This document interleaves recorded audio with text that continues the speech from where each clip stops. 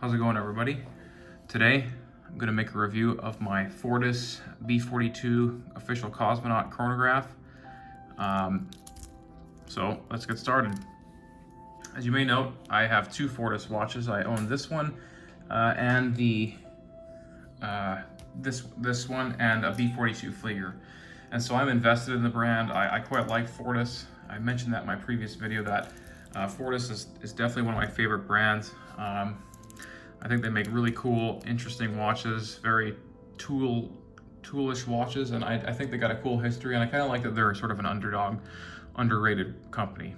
I do notice now that they are starting to put out new watches. Their bi-compacts, Flieger that they just put out, and then a couple other watches. And I think they got more down the pipeline with their new management, so I do wish them well in the future. So this is the official Russian Cosmonaut Chronograph. This is the B42 Cosmonauts Chronograph, official Cosmonauts Chronograph. B42 stands for Beobachtungsuhr, as far as I know.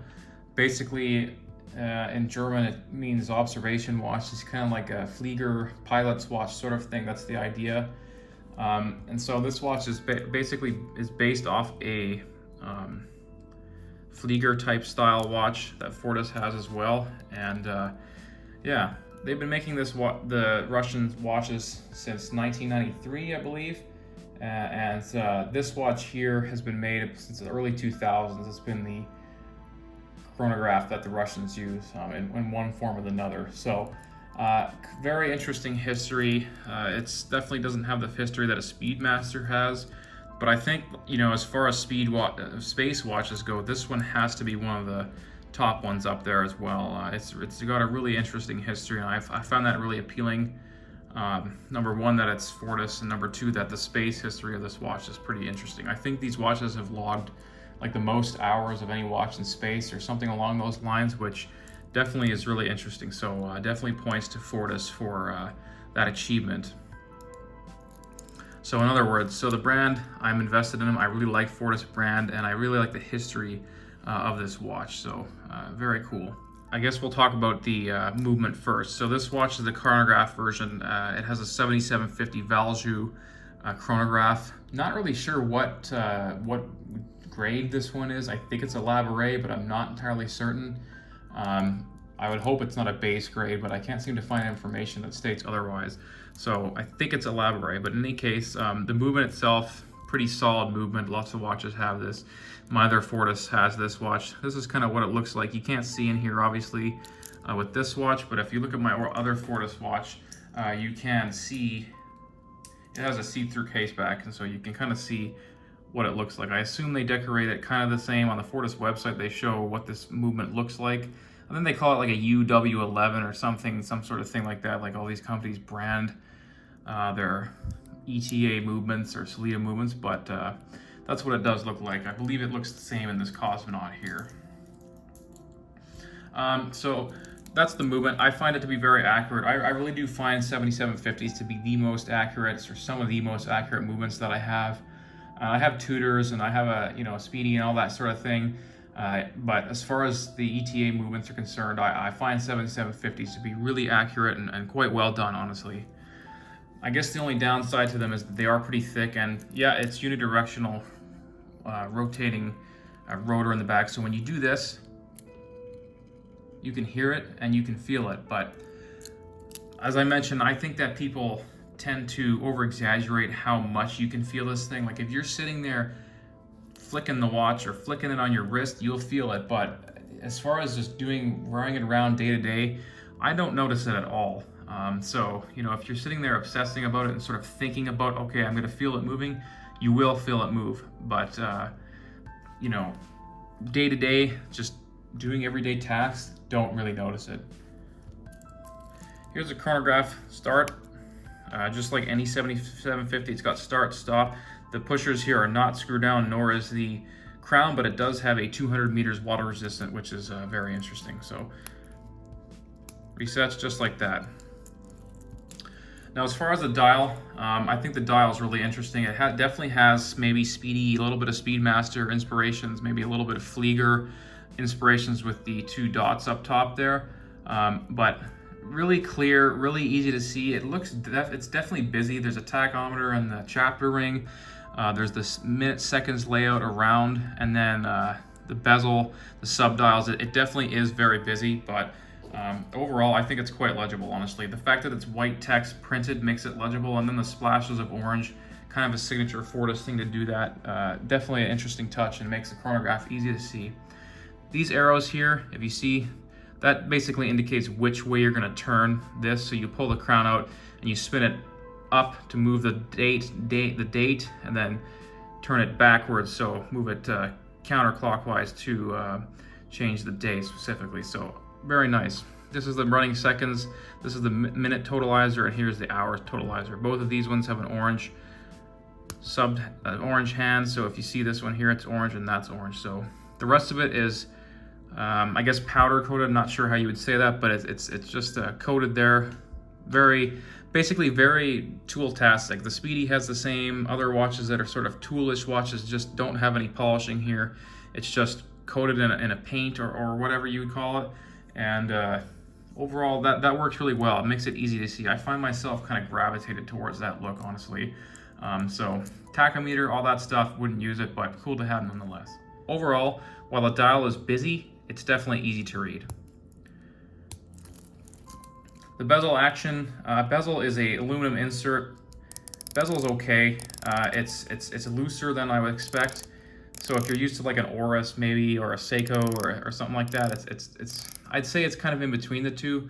The Oris being a little tighter and this being a little looser. There's no play in it, but it's definitely loose. The coin edging is really easy to handle, easy to make it move.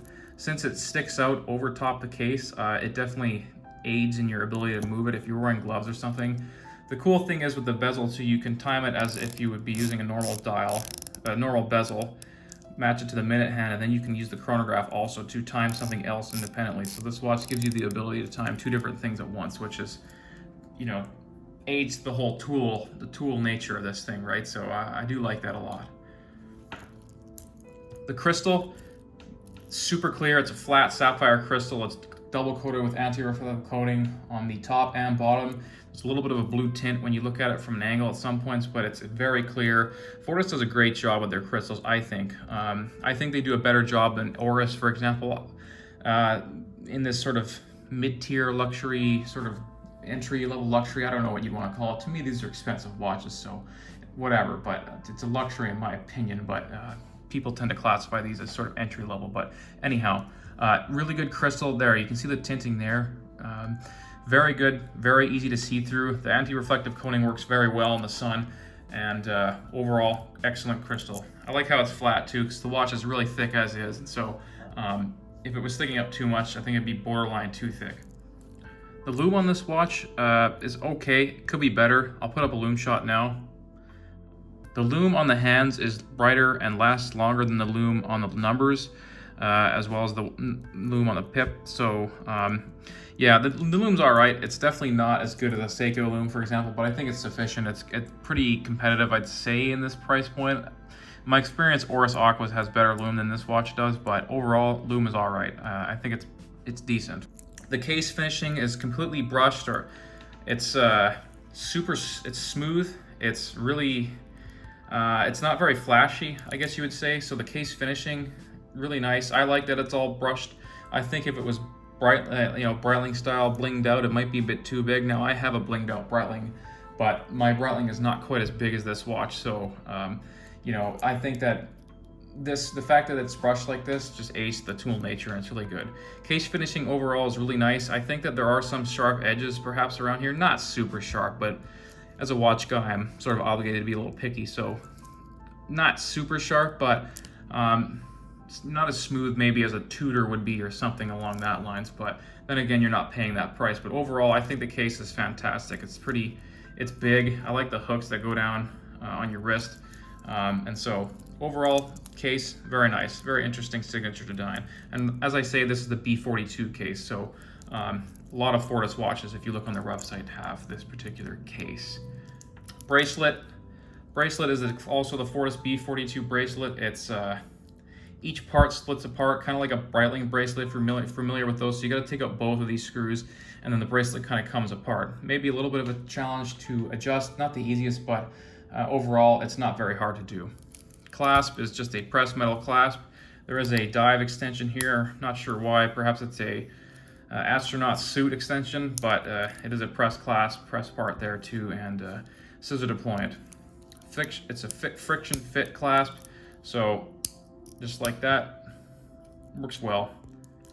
So what are the negatives for this Fortis watch? Well, couple. I think number one for me, and I'm a bracelet guy, so I'll focus on the bracelet. I don't think this bracelet clasp here measures up to the quality or the price that this watch comes at. This clasp is borderline Steinhardt level clasp, so you know, consider a Steinhardt cost like $500 US, $400 US, maybe $600 US, and this watch is just over $2,000. I think that Fortis needs to up their game with this clasp. An Oris Aquis, the clasp is far superior to this. Although an Oris Aquis maybe about the same price if I recall, and you don't get the chronograph, but in any case, I think that this needs to be upgraded. It's time to upgrade this clasp. The way that the friction fit works is a little bit more, I don't know, sophisticated than a Steinhardt is. It doesn't have that little hook on it like a Steinhardt does, but it's sort of Breitling-esque. But I do like how it has this little tab here. It makes it easy to remove, but overall I think that this bracelet, this clasp needs to be improved. Other negatives, well, the watch is pretty thick. I'll give you a wrist shot here. I have a 7.5 inch wrist. Now this watch is big, right? It's meant to be big, so you know, is this a negative? Depends, right? I don't think you'd buy this thing. It's 44 millimeters, so you know, I don't think you'd buy this thing and think, okay, I'm buying a small watch, because it's the fact of the matter is it's not. And most watches with a 750 are big, but I think that the size measured makes it more legible. It makes it good if you're wearing it in space or in a tool setting. It's not meant to be worn to a dinner or a cocktail party, although I'd probably do it because I don't really give a damn. But you know, it is big. I'll give it that. The lugs stick out quite far. I believe it's 52 mil, and so it is big. These hook on quite well. These also shoot out. The bracelet shoots out a bit from the links here. It does have a female pivoting end link, but it does shoot out. For me, it works, but I think if you had maybe, I don't know, under 6.5 inch wrist, this thing would be too big. 7 and up, it's going to be big, but it's certainly not Invicta huge, but it is a big watch, so that might be a detractor. As far as the watch goes, the rest of the negatives, not a whole lot, but you know, I'm a biased guy because I really do like the watch. Just the size. I'd say the finishing too in the bracelet. I go back to the bracelet, I'm sorry, but I think that the finishing is a little sharp sometimes. I have this older Fortis watch here, and the bracelet on this one feels better. It feels tighter. There's not as much sharp edges on the side here. So I'm not sure if they have different bracelet suppliers or if they downgraded. This is a watch I think is pretty old. I think it's from 2014 or at least before then, whereas this one's pretty new. So I think this is a 2019 one here, so yeah. Lastly, I think this watch gives you a good bang for the buck for price. It's about just over $2,000 US on WatchBuy's website. I did not buy it from WatchBuy's. So this is a positive and a negative. I'll do the negative part first. I live in Canada. Fortis watches are basically impossible to get here. You got to buy them from WatchBuy's, and when you do, you get dinged with taxes and import tax, because my country loves to do that to you. So if you live outside the United States or outside of Europe or other markets that I'm not aware of, harder to get these watches. They just don't have the dealer network that other brands like Oris. In my opinion, Oris, Alpina, those are kind of the competitors of this brand, and so they don't really have the distribution network. But so the price probably hurts for me if they're importing it, but I think the price for just over what you pay is a pretty good bang for buck, actually. Considering you get a brand name watch, although it's not the most famous brand, you get that Russian space agency affiliation, and it is interesting. It is interesting, and the watch is well built. You feel like you could throw this across the room and it would survive. So you know, I think overall the price is good. As I say, this needs to be upgraded. I think the finishing and the bracelet could be a bit better, but overall, I think you get good bang for buck for this price. That's my conclusion. That's my review of the Fortis B42 Cosmonaut Chronograph. This is a wonderful watch. I really wish Fortis had more press. I wish more people liked Fortis. I wish they maybe advertised more. I'm not sure, but I really do love Fortis watches, and I do wish that they were a bit more famous. It's probably one of my favorite brands of all time, just because they're super tooly watches. They're honest watches. There's no games with this thing. It is what it is. And so overall, huge fan of the Fortis. I got 2 of them, and you know, I'll probably add more at some point because I really like them. So thanks for watching, everybody. Take care and all the best. Bye-bye.